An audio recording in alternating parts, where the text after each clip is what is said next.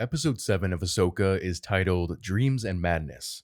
I think maybe they switched the titles by mistake because it doesn't fit the episode at all. This episode of Ahsoka is all about reunions. However, this reunion resulted in some very annoying creative decisions. Namely, why the hell wasn't Ezra using a lightsaber? Just give him his damn lightsaber. They were never going to escape in those pods. They were always going to have to fight. It doesn't make any sense for a Mandalorian with two pistols and who can't use the Force to hold a lightsaber that she barely uses, while Ezra, a Jedi, has no weapon at all. And sure, he can say that the Force is on his side, but even Anakin never would have said, yeah, the Force is on my side, I'll just take on all these enemies without a lightsaber. And he was the strongest Jedi of his generation. No, that's stupid. Even Yoda would have had trouble facing all of those mercenaries and troopers, as well as a Dark Jedi, without a lightsaber, and Ezra is no Yoda. The writers at Disney need to stop engineering circumstances in order to create tension artificially and just write a good story. If they're not capable of writing a good story, then they need not be hired by Disney in the first place. It reminds me of the end of Secret Invasion, where Nick Fury doesn't call the Avengers because he says, this is personal, I need to do this on my own. That's stupid. They're artificially stirring up tension where there wasn't because they hadn't thought it out properly. Also, why was Ezra not pushing when Sabine kept avoiding its questions? The guy's been stuck there for years. Why wouldn't they leave right away? Ezra should have said, hey, listen, Sabine, I've been on this wasteland of a planet for years with hermit crabs as my only friends. How did you find this place? Where's your ship? Have you seen Thrawn? It bothers me that you aren't answering these questions. That's what a normal person would have said. Instead, they just keep riding along.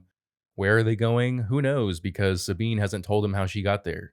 What did Sabine think was going to happen by avoiding the questions? Were they going to settle down in a pod and live out their days? And what about how Ahsoka reacted to seeing Sabine? She just smiles at her like an idiot and moves on to hug Ezra. Sabine left her for dead. Sabine gave the star map to Baylon Skull, which now gives Grand Admiral Thrawn the opportunity to return to the main Star Wars galaxy. But not even so much as a, hey Sabine, what the hell happened there? I did appreciate how Thrawn was portrayed, still having his tactical mind. In the last episode, when he was reintroduced, he allowed Sabine to go chase after Ezra. Originally, I thought he was going to have Sabine find Ezra for him without utilizing his resources, and that's why Baylon Skull and Shin followed her. But actually, he had Sabine look for Ezra because he knew Ahsoka was coming, and he wanted Ahsoka to follow Sabine rather than him, thus giving him time to load all that cargo, which is brilliant. Although I did find it a little off-color that he wouldn't put all his resources into defeating his enemy like I thought he usually would. It tells me that he doesn't think he can defeat 2 Jedi and a Mandalorian, despite having a Star Destroyer and all those troops and the Night Sisters and Baylon Skull. Granted, Baylon Skull does kind of bail, although he does fight Ahsoka. But yeah, that was a classic Thrawn moment. It's still unclear what power Baylon Skull is looking for, and it seems like he was willing to abandon Shin and let her be defeated by Ahsoka, Ezra, and Sabine in order to acquire that power.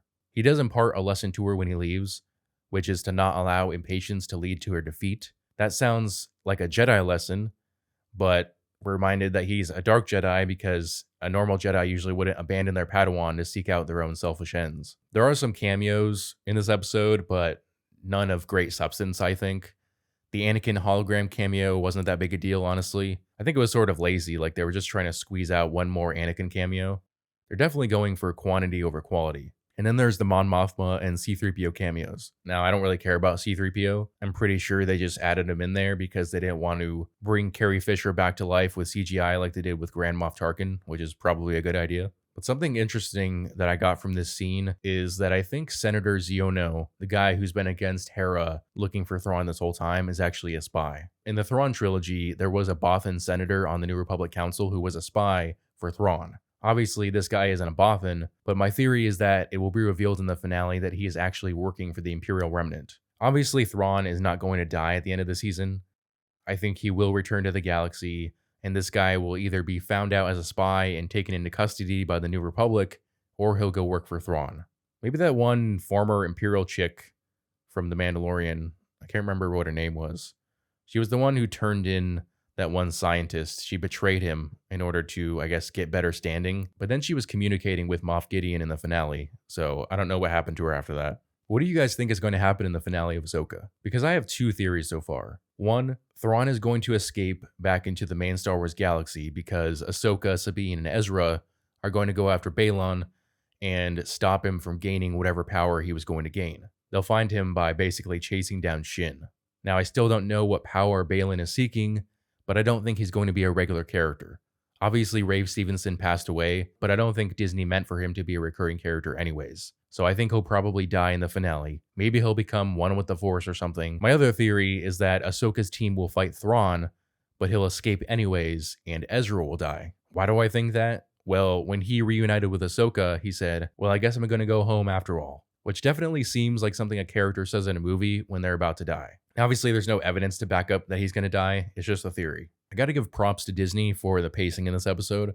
It all flowed really well, and no time was wasted. We weren't forced to endure boring conversations or silly-looking fights. I really liked the scene where the Purrgil were coming out of hyperspace and being hit by all those mines, and then Ahsoka and Huyang have to fly the ship out of its mouth. It would have been better if those were ships firing at the Purrgil rather than the mines, but I still enjoyed it. Also, from the subtitles, I learned that Thrawn stormtroopers are called the Night Troopers, which makes sense given their ties to the Night Sisters.